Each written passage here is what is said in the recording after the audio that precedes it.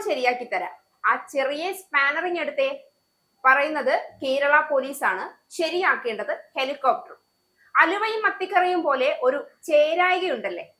പ്രമാടത്ത് രാഷ്ട്രപതി ദ്രൗപദി മുർമു വന്നിറങ്ങിയ ഹെലികോപ്റ്ററിന്റെ ടയറുകൾ കോൺക്രീറ്റിൽ താഴ്ന്നതോടെയാണ് പോലീസിന് പണി കിട്ടിയത്. ഇതും ഇതിനപ്പുറവും ചാടിക്കടന്നവരാണ് ഈ മലയാളികൾ.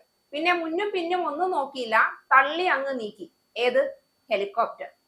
പോലീസും ഫയർഫോഴ്സും ചേർന്നാണ് ഹെലികോപ്റ്റർ തള്ളി മുന്നോട്ട് നീക്കിയത്. രാഷ്ട്രപതിയുടെ യാത്രയ്ക്ക് യാതൊരു പ്രശ്നവും ഉണ്ടായിരുന്നില്ല.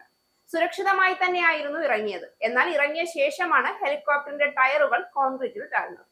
രാഷ്ട്രപതിയെയും കൊണ്ട് തിരുവനന്തപുരത്ത് എത്തുന്ന ഹെലികോപ്റ്റർ നിലയ്ക്കൽ ഇറക്കാനായിരുന്നു നേരത്തെ തീരുമാനിച്ചിരുന്നത്. എന്നാൽ കാലാവസ്ഥ പ്രതികൂലമായതിനാൽ തീരുമാനം പെട്ടെന്ന് മാറ്റുകയായിരുന്നു. തുടർന്ന് പ്രമാടം ഇൻഡോർ സ്റ്റേഡിയത്തിലാണ് ഇറക്കിയത്. രാവിലെയോടെയായിരുന്നു പ്രമാടത്ത് ഹെലികോപ്റ്റർ വന്നിറങ്ങാനുള്ള ഹെലിപ്പാഡ് നിർമ്മാണം പൂർത്തിയായത്. അതുകൊണ്ട് കോൺക്രീറ്റ് പ്രതലം ഉറച്ചിരുന്നില്ല. കോൺക്രീറ്റ് ഇട്ട് 12 മണിക്കൂർ തികയും മുൻപാണ് ഹെലികോപ്റ്റർ ഇറക്കിയത്. നേരത്തെ പ്രധാനമന്ത്രി നരേന്ദ്രമോദി, പ്രിയങ്ക ഗാന്ധി MP തുടങ്ങിയവരുടെ ഹെലികോപ്റ്ററുകൾ പ്രമാടത്തെ ഇൻഡോർ സ്റ്റേഡിയത്തിൽ ഇറക്കിയിരുന്നു. എന്നാൽ അത് വേനൽക്കാലമായതിനാൽ ഹെലിപ്പാഡിൽ കോൺക്രീറ്റ് ചെയ്യേണ്ട ആവശ്യമുണ്ടായിരുന്നില്ല. ഇന്ത്യൻ എയർഫോഴ്സിന്റെ ഹെലികോപ്റ്ററിലാണ് രാഷ്ട്രപതി പ്രമാടത്തെത്തിയത്. രാഷ്ട്രപതി സഞ്ചരിച്ച ഹെലികോപ്റ്റർ ഹെലിപ്പാഡിൽ താഴുന്നത് സമീപകാലത്ത് ഇത് ആദ്യ സംഭവമാണ്.